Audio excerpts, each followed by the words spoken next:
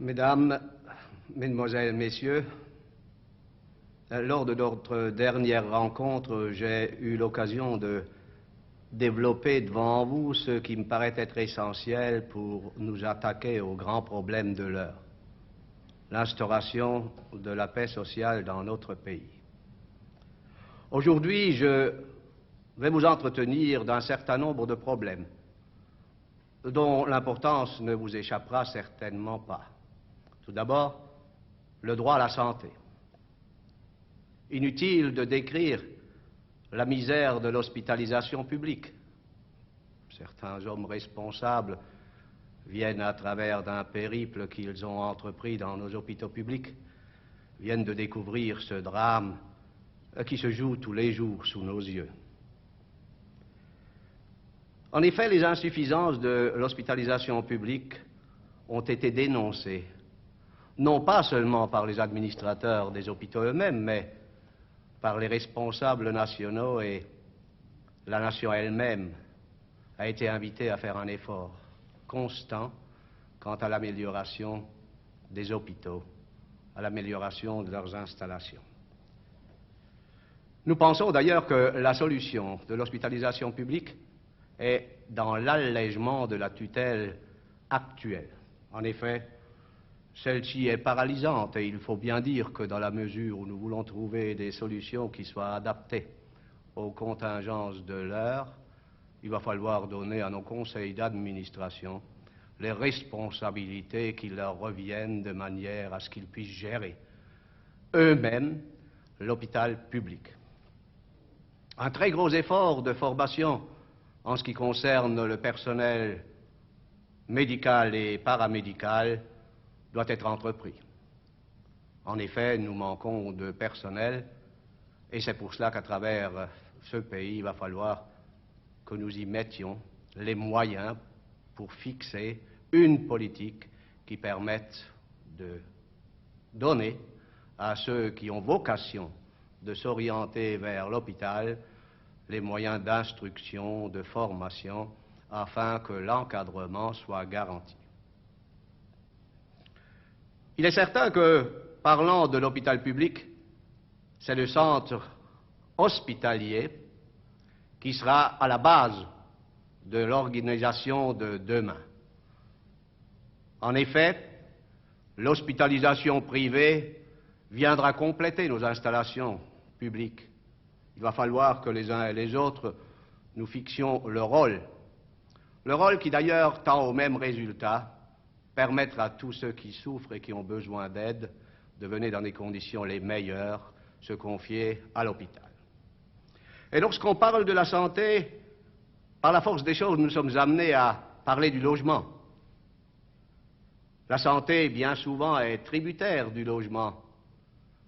Si je vous dis, et vous le savez, que dans ce pays, 15 millions de ménages n'ont pas encore le minimum de confort, lorsque nous pensons que des centaines de milliers de familles habitent dans des conditions inadmissibles pour une société comme la nôtre, eh bien, tout ceci nous amène à souligner l'effort à entreprendre sur le plan de la construction de logements sains.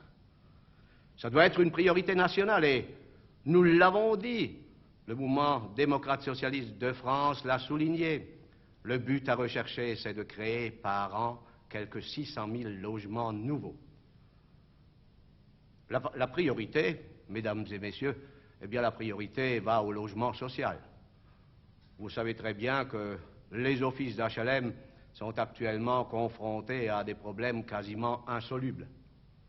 Leur financement n'est pas adapté aux besoins de ceux qui ont le plus le souci d'être bien logés.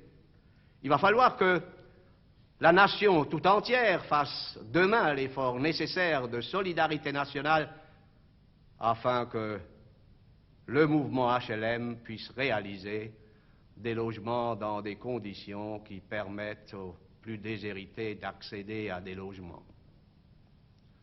Les solutions que nous préconisons, il va falloir qu'on dégage des prêts à long terme, sans intérêt. Il va falloir que les loyers qui résultent des investissements soient à même de permettre aux plus humbles de pouvoir profiter d'un HLM sans que pour autant le revenu de la famille soit obéré dans un cadre qui devient inadmissible. La réforme de l'allocation logement s'impose. Cette réforme dont on parle depuis fort longtemps et qui doit permettre à la famille, surtout à la famille qui a des enfants, d'accéder au logement sain.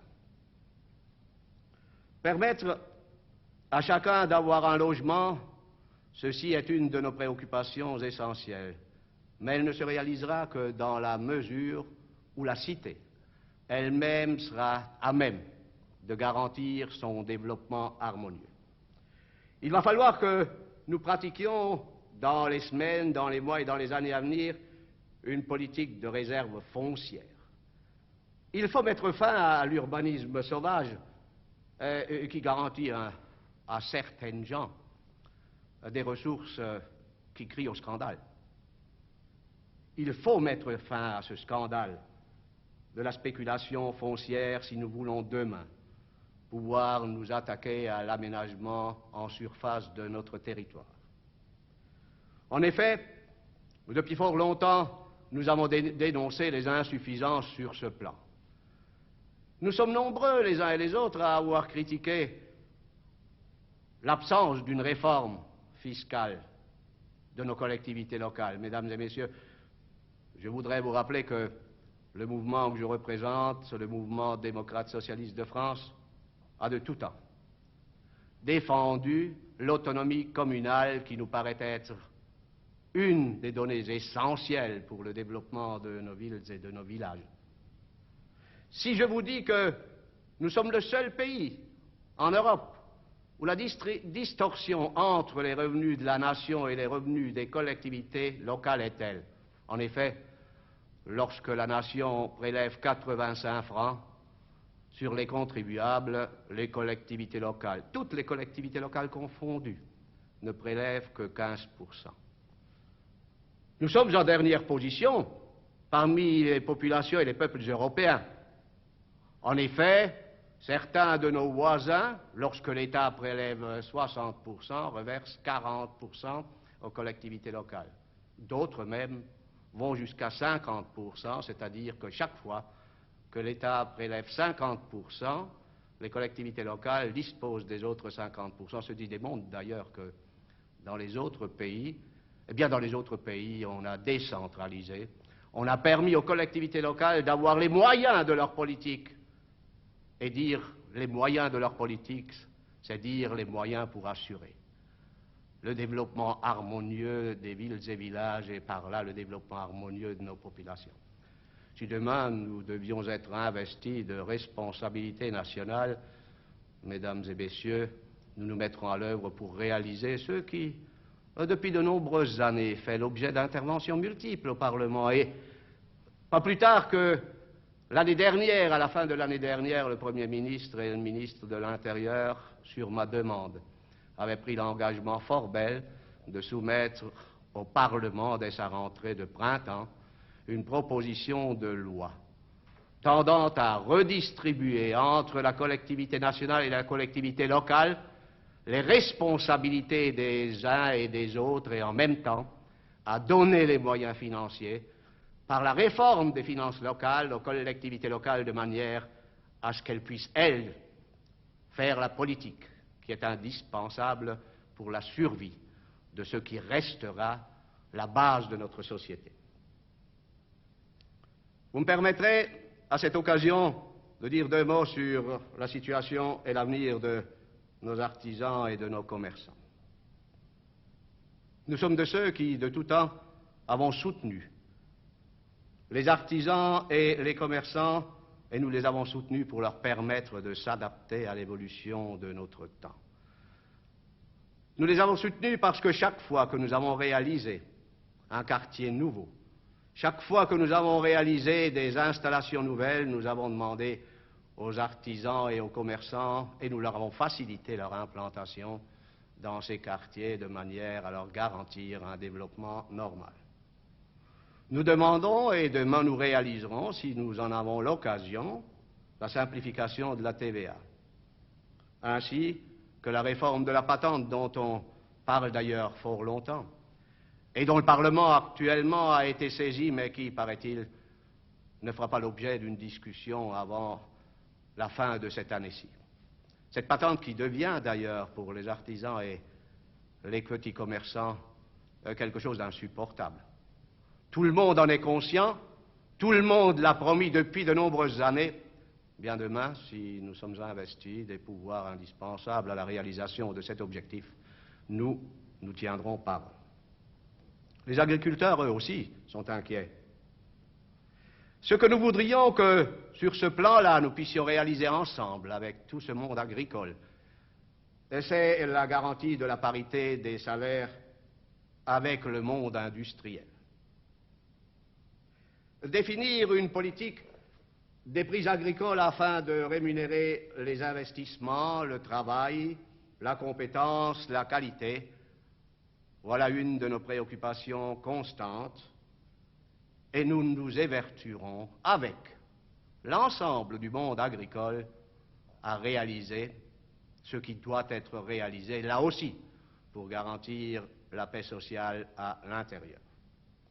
Nous sommes de ceux qui, et j'y reviendrai dans une des prochaines émissions, nous sommes de ceux qui pensons que l'unification européenne doit nous permettre de résoudre un certain nombre de problèmes dans le cadre européen. En ce qui concerne le marché commun agricole, eh bien nous y tenons. Nous y tenons et nous demandons à ce qu'il soit consolidé, développé, parce que du marché commun et de ses conséquences dépend la vie même de notre agriculture. Nous tenons à encourager l'exploitation familiale. L'exploitation familiale, pourquoi? C'est un élément d'équilibre du monde rural, c'est un élément d'équilibre de la nation même. Il va falloir que les facilités soient données à l'exploitation familiale de manière à ce qu'elle puisse harmonieusement se développer dans ce pays et garantir notre survie. Deux mots sur la régionalisation. Je l'ai dit, je le répète, nous sommes pour tous ceux qui touchent à la décentralisation, donc cet essai de régionalisation auquel nous assistons actuellement, nous le suivons de très près. Et nous ferons en sorte que cette régionalisation ne devienne pas un rouage de plus dans une administration déjà trop lourde, trop pesante, qu'il faudra un jour décentraliser si nous voulons résoudre les problèmes de l'heure. Nous suivrons de très près et nous tâcherons de faire de cette régionalisation un lieu commun où nous penserons ensemble les problèmes, où nous tâcherons d'orienter les choix et où nous évoluerons de manière à préparer l'avenir de la région, tout d'abord dans le cadre de notre communauté nationale et j'espère demain dans le cadre des États-Unis d'Europe. Mesdames, Mesdemoiselles, Messieurs, il y a un thème qui nous tient à cœur. C'est celui du rôle de la femme dans la nation. En effet, depuis toujours, nous avons défendu la parité du traitement entre l'homme et la femme. Nous avons demandé à ce que la femme soit l'égale de l'homme sur le plan du travail, de la formation, sur le plan des prestations sociales. Demain, nous continuerons à nous battre jusqu'à l'extrême limite afin que ceci devienne réalité et que ceci soit admis par tout le monde. La femme au foyer, nous tâcherons de lui garantir le salaire indispensable pour permettre la pleine explosion de la vie familiale, sans que pour autant elle ait chaque jour, chaque matin, à se préoccuper de ce qui devient maintenant une hantise. Que ferai-je demain? Il va falloir que le salaire minimum familial soit garanti à chaque famille. Un autre problème, celui des femmes seules et des femmes chefs de famille, là encore, ce problème trouvera toute notre attention. Enfin, je voudrais dire quelques mots en ce qui concerne l'avenir de notre jeunesse. De cette jeunesse qui, faut bien le dire, bien souvent, est condamnée inconditionnellement par ce que certains pensent être des exagérations de langage ou des exagérations de comportement. Il est dans la nature même de la jeunesse d'être impulsif, de se révolter devant les injustices flagrantes qu'ils vivent, qui défilent devant leurs yeux. Mais, mesdames et messieurs, est-ce que nous n'avons pas, nous, à cet âge-là, eu les mêmes réactions? Personnellement, je plaide coupable. Personnellement, je plaide coupable parce que lorsque j'étais jeune, je me battais. Je me battais devant ce que je sentais être l'injustice flagrante de la condition ouvrière. Oh, je me rappelle bien, après-guerre, après la Première Guerre mondiale, les réactions que nous avons eues, nous nous sommes révoltés. Et nous nous sommes battus à côté, mais alors j'y dis bien à côté de nos anciens, avec nos anciens. On ne peut pas dire que le résultat était nul, parce que grâce à ce combat, nous avons transformé la condition ouvrière. Plus de commune mesure entre la condition ouvrière d'aujourd'hui et celle de 1920. Bien sûr, tout reste toujours à faire dans la vie. Trop d'injustices apparaissent encore et amènent la révolte de nos jeunes.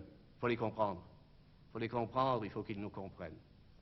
Ce que nous leur demandons aujourd'hui en conclusion, c'est de, bien sûr, continuer à donner libre cours à cette révolte devant les injustices flagrantes, mais de faire comme nous l'avons fait, de se ranger à nos côtés, de permettre aux anciens de chercher des fois à les retenir dans des actions qui paraissent être inconsidérées parce qu'elles nuisent à l'opération même qu'ils veulent entreprendre, celles où, effectivement, ils pourront un jour se targuer d'avoir eu raison des injustices auxquelles, actuellement, ils sont confrontés.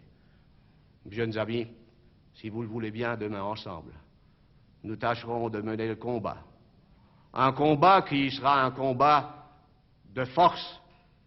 L'association des anciens et des jeunes pour que se réalise le rêve de ceux qui, comme moi, à votre place, à votre âge, ont eu celui de l'instauration d'une société plus humaine, d'un socialisme à visage humain. Mes jeunes amis, si nous combattons ensemble, le succès est très proche et nous aurons ainsi rendu un très grand service à notre pays. Merci d'avance.